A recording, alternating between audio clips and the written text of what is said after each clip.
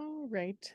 Okay, so we are now continuing to the next section of chapter 6, where we get into more of the perception process.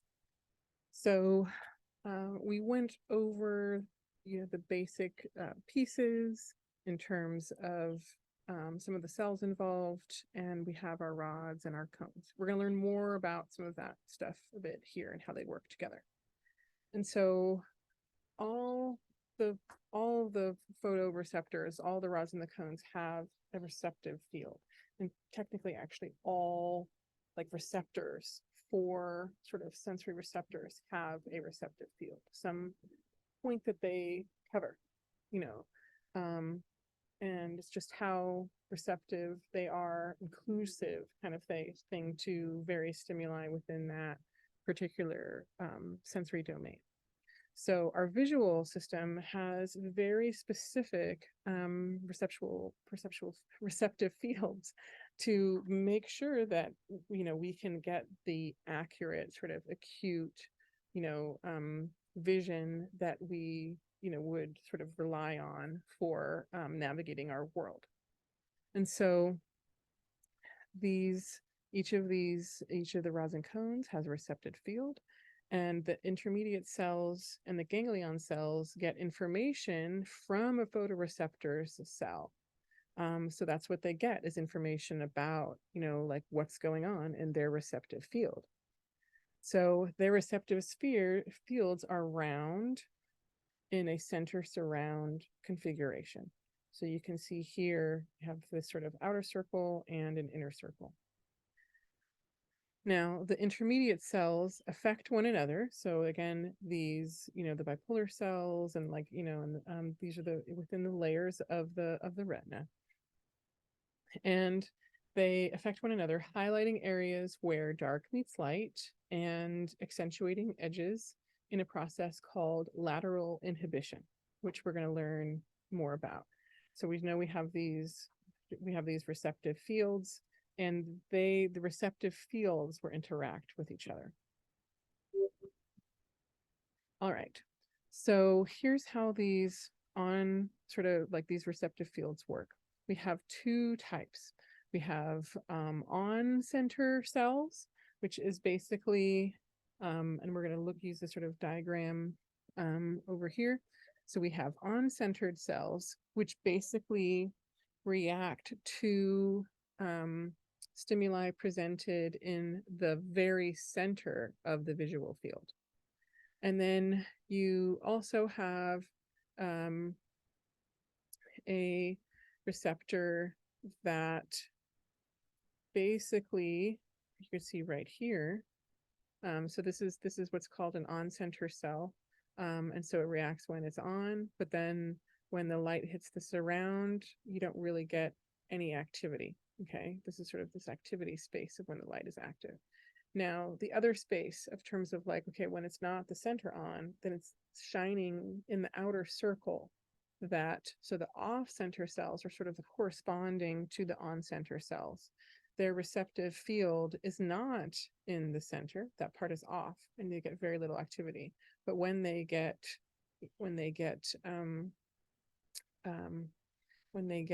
information on the outer ring more than the inner ring, then you have real intense activity in that space. So again, this is actually an example of a receptive field sending up two types of information. So it's sending up, like an on-center cell will basically like, hey, hey, stuff is hitting my center, and and it'll tell you, you'll get some inhibition though of when it sort of hits outside the center. And so you get sort of more information then about within this receptive field, what boundaries are there within these receptive fields. So basically starting to get the early components of like edge information at some of the earliest points possible in visual processing. And so we have both of these types, on-center, off-center cells, and they are again, both of these, multiple sort of rods, multiple cones in terms of this basic receptive field phenomenon. And so you'll have many of them and they're all overlapping. And then when you get up into the intermediate and the bipolar cells, that's when their signals are started to be combined across receptive fields. So this is another example here of how it would look for an on-center cell. Okay, so here's a small little bit of light in the middle. Okay, so it's like, hey, got a little bit of activity. Yay, we're marching along, And then, but when you get more activity there and it fills up more of that circle, then it's like, oh yeah, we got a lot. So there's like lots of neuronal activity specifically for that. So thinking of, you can then tell by the amount of neuron activity how much light is on even sort of these within these smaller inner circles of the receptive fields, and these receptive fields are tiny, itty bitty, like not, like the basic element of vision, and we have a lot of acuity, so there are thousands and thousands of these. Now, if you go too far outside the cell, outside the inner circle, then you start to get this process of lateral inhibition where, like, wait, hitting this outside over here is bringing down the activity of here. And so that then also gives information, because you will see based on this firing rate, like it knows, okay, I know what kind of cell I am, so I know, and everybody up the chain knows what kind of cell I am. So based on my firing pattern, like it's able to decode down the line, whether I've got a little bit, a nice covering of just this particular point. Oh, it's too much, then it's going to start to decrease. And then when it's like over the full sort of like, hey, lots of activity, lots of visual stimulation, then the pace slows down. All of these different paces that the cell can do send information up the chain. So then where does it go? These are all the spaces right here in the retina where we've got these receptive fields and the bipolar cells and the amacrine cells and the intermediate cells that start to combine those. And then the lateral geniculate nucleus, like the optic, these come together for the optic nerve, and these will then come together here in this optic chiasm, and then they'll be processed here. You have some very early processing in the lateral geniculate nucleus, and then it goes to the primary visual cortex. So this is basically the pathway of sort of visual information in terms of processing. So again, axons from the ganglion cells make up the optic nerve, and the nerve travels to the lateral geniculate nucleus of the thalamus. And you have the optic nerve tracts from areas of the retina near the temporal stay on the same side as the eye. And then you have and then it changes over from the opposite side of the eye. And I'll explain this a little bit in just a second if you're like, what? But then you see the other side go across to the other side. And so basically one of the key things that we're getting into in vision now is that, well, you have information from two eyes. How do we start to combine them to also get information that we would need from the different eyeballs in terms of depth perception and all that kind of stuff? And so looking a little bit closer here, this will give us a really nice sort of way to understand what's, happening. So when we are looking out into our just looking out there into the world, whatever we're doing, looking at the screen right now, our total visual field, has basically a right visual field and a left visual field. And if we're staring straight forward, then we get, information on the left and the right visual field from both eyes. And you can see here that this left side of this, of the eye right here captures the left side. It captures the right visual field. And then the left side here captures this right visual field.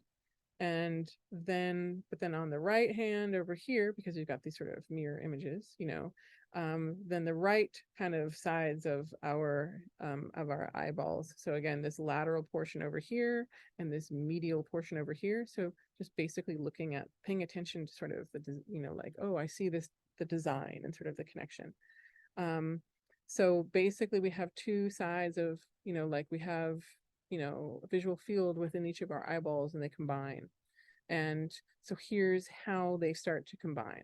So to get information from the left, for the left side of our eye, for our right visual field, because this is how the light will reflect, and then the sort of the left side of our other eye for our right visual field.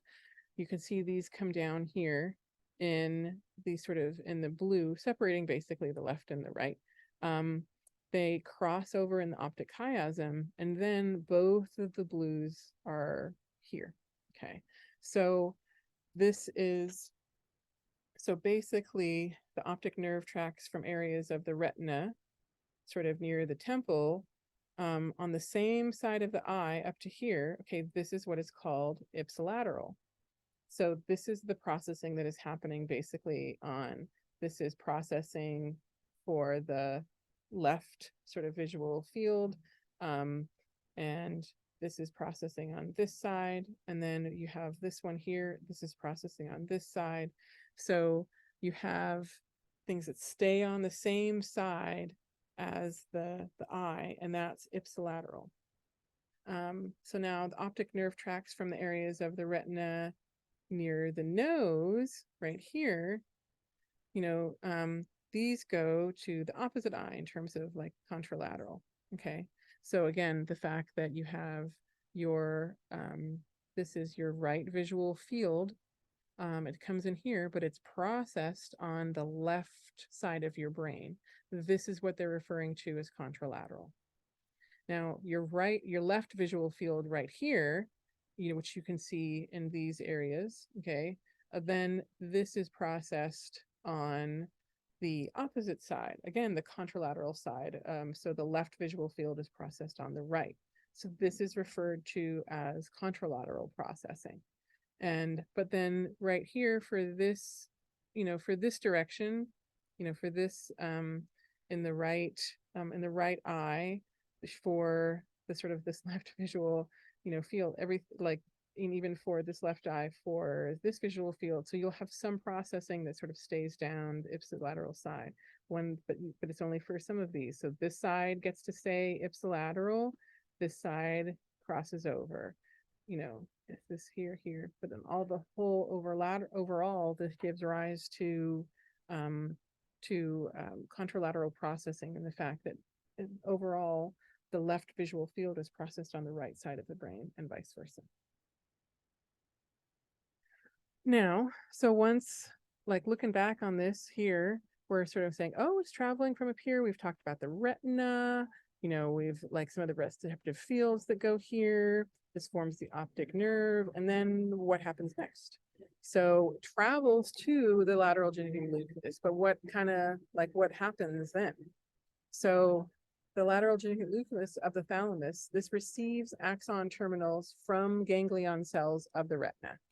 And when it does this, it receives them in what's called retinotopic, or a map of the retina, in the sense that the orientation of cells on the lateral genital nucleus corresponds to cells on the retina. And so there's a kind of number of other times where we'll have different types of maps that sort of correspond to what, in terms of, we have sort of mapping out in our brain of aspects of our sort of sensory, somatosensory processing. So we'll have these sort of spaces where, oh, how it's processed, or the areas that it's processed, correspond with the receptive sort of fields and with the corresponding sort of information on the retina. And so you can see an example of this in the textbook. You just need to know primarily that there is a there's a retinotopic map there. I don't need you to know all the layers. That's why it's not here. But you do have sort of these two basic layers. You have the parvocellular layers of the lateral nucleus, and that covers the phototopic vision. And this gets information from the P cells, ganglion cells with receptive fields in the fovea.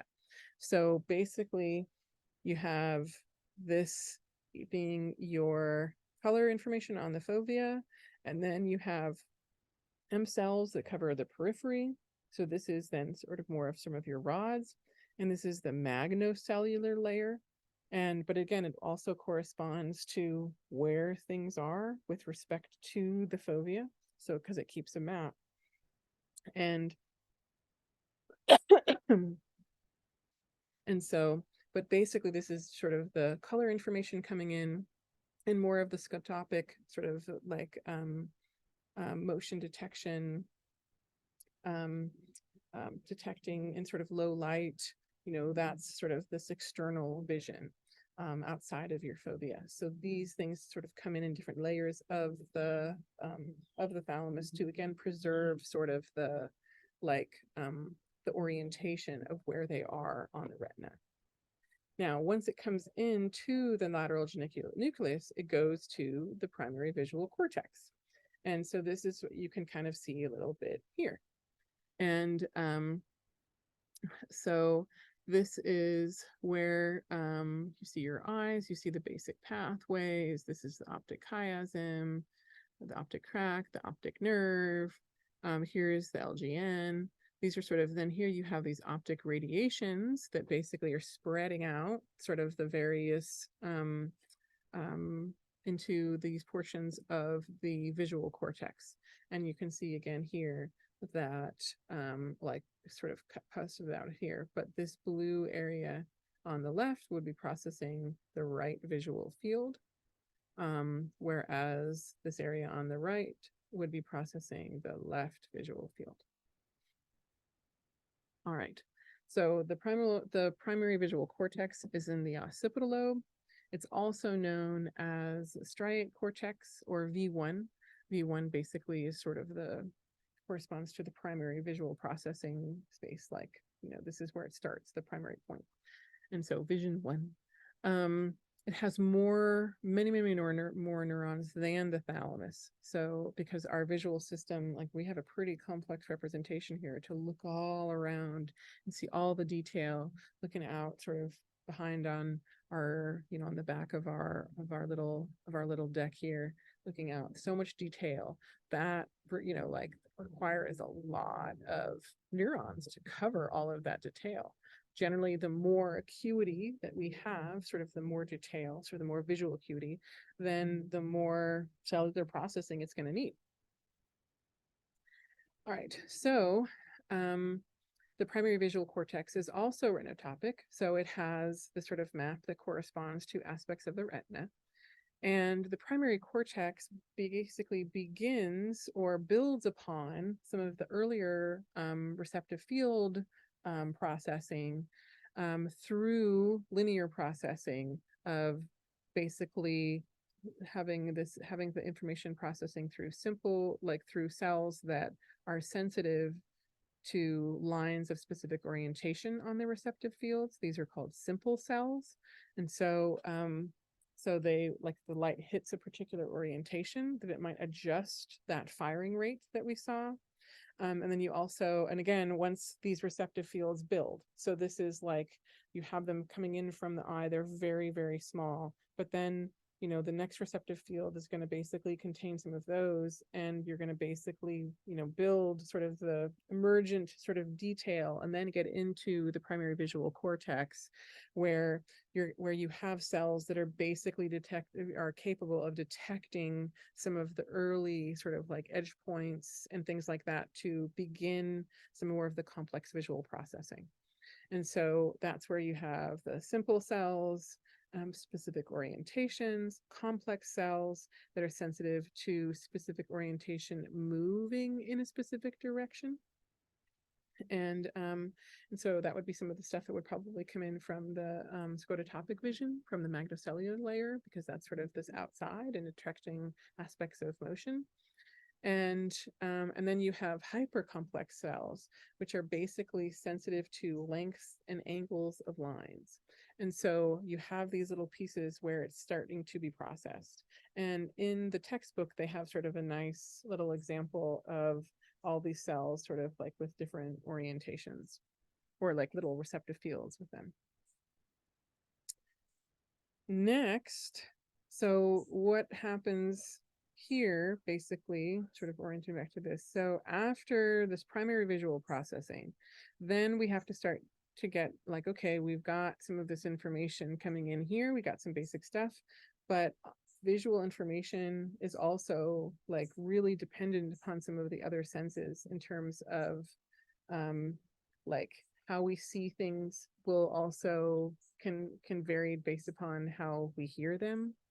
And there's some very specific examples of this, of like how much visual perception, like excuse me, how much not visual perception, but how much oh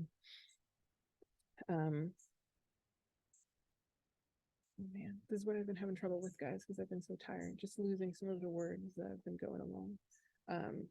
But your visual system, it starts to get more complex, and it needs to bring in information from the other senses. And so that was it's like you sometimes need auditory information to basically bring meaning to visual information, and that's what I blanked on. And so when you have to start to bring in other senses and stuff like that, then you're going to be shifting away from the primary visual cortex and moving into other sort of associative areas, and also engaging in continual visual processing.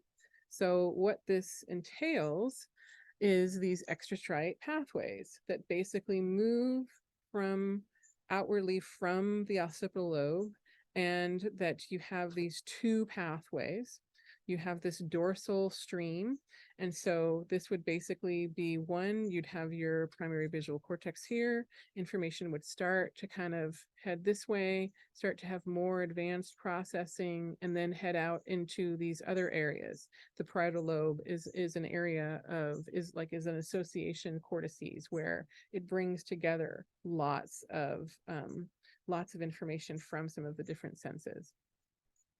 And then you have this ventral stream, which moves out into the temporal lobe, and where you're going to have aspects of auditory processing. And so you can see here from looking at what these process, that the dorsal stream processes like where it is. And so this is heading into sort of spatial areas, because this is an association area bringing together senses. But right up here, this is actually what you get into sort of more like spatial movement elements and processing for us planning our movements, processing the movements or interactions of others, touch information, how we're sort of, so this is then continuing into this where is it sort of space, where you're going to have information from, with that, some of that information with respect to the body, and entered like then being near coming into this information here that is sort of like, okay, where is this? So these are so like these pieces coming together. You can see that visual information, like we need some of this information from ourselves to determine aspects of the meaning of our visual information. And then you have the same corresponding pattern for down here is the ventral, is like, this is the what is it pathway. And this is heads into the auditory region. And this is where we oftentimes need a lot of auditory information to kind of make sense of some of our visual processing as well. And especially when we can't see very well. So, but there's a number of examples of this. So what happens, after it gets down here further into the temporal lobe, then this is also where you're going to have some additional sort of advanced visual processing that starts to delve into key aspects of what it is. So this inferior temporal lobe space right here, this has cells that selectively respond to shapes. And these are called primary cells, respond to simple shapes like squares, spots, and circles. And elaborate cells respond to complex shapes, textures, and shapes with specific colors. Then you have face selective cells. These respond to faces, faces of a specific orientation, and specific people's faces. And damage to this area can cause prosopagnosia, or the inability to perceive faces or recognize people. There's actually a huge variation in how well we are able to like recognize other people via their faces. And I'm really sorry to say that I suck at it. I've had, before it's like, when I was really dating my husband, I've seen this, someone comes up, hey, she knows all about me. It was in a completely different context. And I didn't even recognize her sort of like remotely.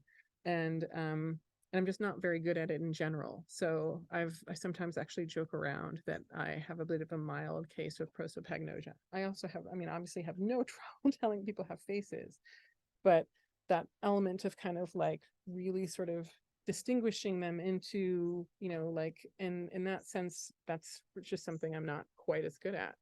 And then I had a student though in the past that she was incredible at faces, and she told me about, she'd gone to the mall and a friend had like showed her a picture of the guy that another friend was going to be setting her friends up with, her friend up with. So like, here's the guy our friend's going to set me up with. Oh, cool. Looking, she looks at it and stuff like that. They go into the mall. She from that one glance, on a quick photo, she recognizes him in the mall. Just by chance they're running into each other, and she says like, hey, that's the guy. I would never be able to do that. So, and she's always been really good at like recognizing people and faces. So it's something that I am embarrassingly bad at. So, and especially with online classes. All right. But prosopagnosia, there's some really great stories about it from Oliver Sacks. It's a pretty fascinating condition and very entertaining to read about.